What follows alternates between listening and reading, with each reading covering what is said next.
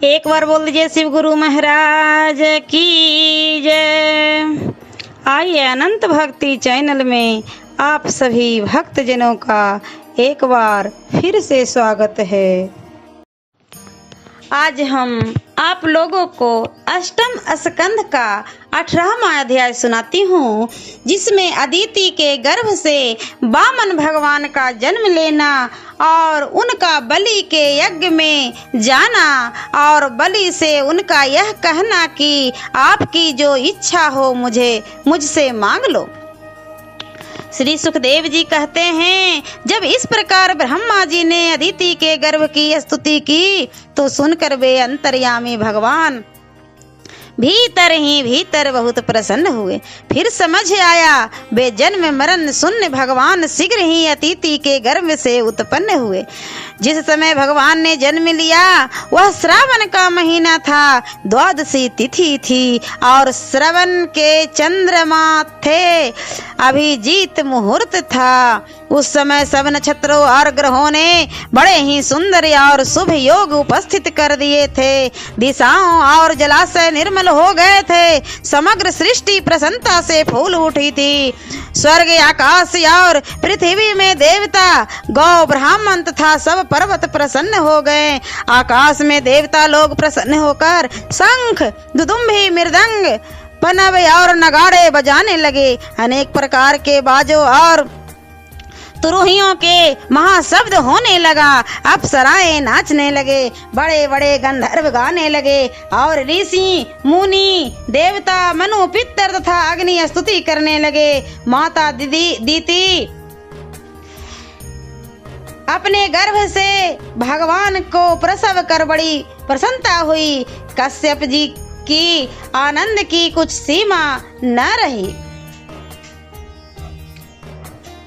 साथ ही भगवान की अद्भुत लीला को देखकर उन्हें बड़ा आश्चर्य भी हुआ।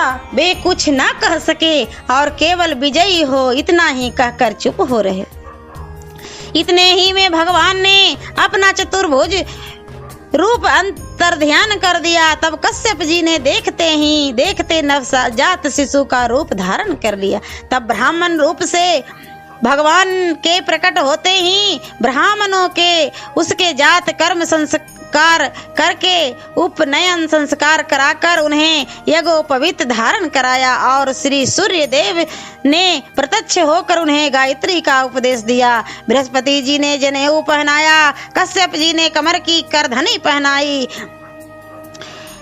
पृथ्वी ने काले मिर्ग की छाला दी। वन के स्वामी चंद्रमा ने दंड, अदिति माता ने कौपिन वस्त्र, स्वर्ग के देवताओं ने छत्र, ब्रह्मा जी के कमंडलू, सप्त महर्षियों ने कुशा, सरस्वती जी ने रुद्राक्ष की माला और कुबेर ने भिक्षा का पात्र दिया तथा श्री जगन्य माता पार्वती ने उस वामन बटु को अपने हाथ से भिक्षा दी।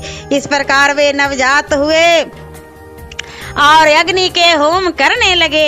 हे राजन, कुछ दिन पश्चात जब वामन जी ने राजा बलि की प्रभुता सुनी तो वे धीरे धीरे पृथ्वी को नापते हुए उस स्थान पर आए कि जहां नर्मदा के तट पर राजा बलि ब्रह्मा जी के साथ यज्ञ कर रहे थे।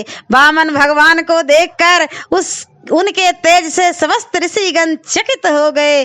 कोई कहने लगे कि सूर्य है, कोई कहते थे कि सनत कुमार है और कोई उन्हें अग्नि बताता था। इधर ब्राह्मण मंडली इस प्रकार की तर्कना कर रही थी कि इतने में वे बटु वामन जी दंड कमंडलू धारण किए राजा बलि के यज्ञ मंडप में पहुंच गए। तब उन बाल ब्रह्मचारी स्वरूप वामन जी को देखकर सब ऋषियों ने उनका आदर सत्कार किया। बलि ने भी प्रणाम कर उन्हें आसन प्रदान किया और पूजन कर कहने लगे, हे भगवान, आपने बड़ी कृपा की जो आज यहाँ पधारे। आपके अंग दर्शन से मेरा सब अंग पवित्र हो गया, मेरे पितर तर गए और मेरा यज्ञ पूर्ण हो गया। आप साक्षात तप स्वरूप होकर यहाँ पधारे हैं, अतः आप इस समय मुझे जो आज्ञा दे वह मैं करने को प्रस्तुत हूँ।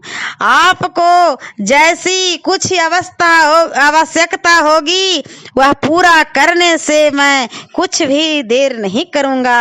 आपके आशीर्वाद से मेरे पास किसी बात की कमी नहीं है, केवल आपकी आज्ञा की देर है। आपने आज्ञा दी नहीं कि मैं उसे तुरंत पूरा कर दूंगा। हे भगवान, आपकी जो कुछ आज्ञा होगी उसे पूरा करने में मैं अच्छी तरह समर्थ हूँ। ओम नमो भगवते वासुदेवाय नमः।